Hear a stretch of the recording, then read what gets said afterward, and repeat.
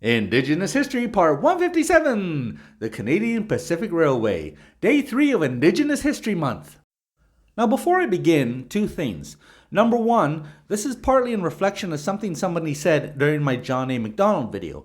And part two, in order to really give you a real feel of historical sense, I've done the illustrations myself that are painstakingly realistic. It'll make you go, oh my god, this looks like the real deal. So, be prepared and be ready to be shocked at my artistic value. Here we go. So, John A. Macdonald was absolutely passionate and determined about establishing the Canadian Pacific Railway, and he did it at the cost of Indigenous lands and lives. You see, the construction of the CPR Railway was seen by John as essential for the advancement and defense of the country after Confederation. Hey, wait a minute, we can't go this way.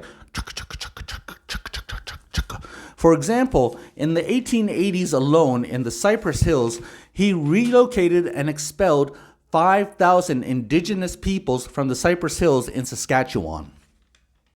A way to get them to relocate was to get the local Indian agents to withhold promised resources and supplies until they moved.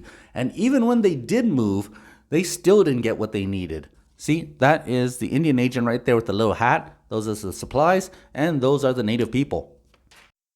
A Cree chief named Poundmaker actually predicted what the railway would really be bringing: death and destruction. See, there's the Chief Poundmaker right there.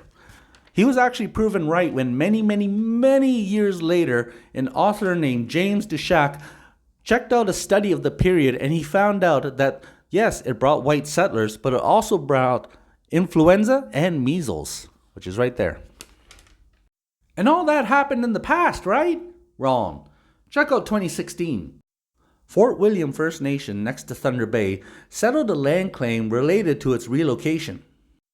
They found out that a century earlier, they were relocated for the sake of the railway, and they were relocated to a land with absolutely terrible grounds to make it very hard to make a living.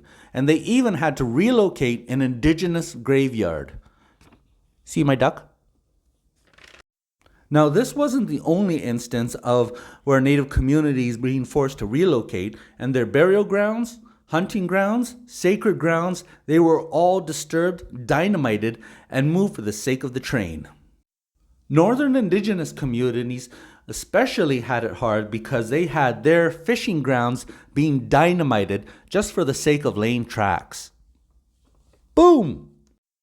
These days, ironically, whenever Indigenous people want to be able to create a protest and a blockade, it's actually very easy for us to access these railways to stop the trains because they laid the tracks right through the middle of Indigenous territories.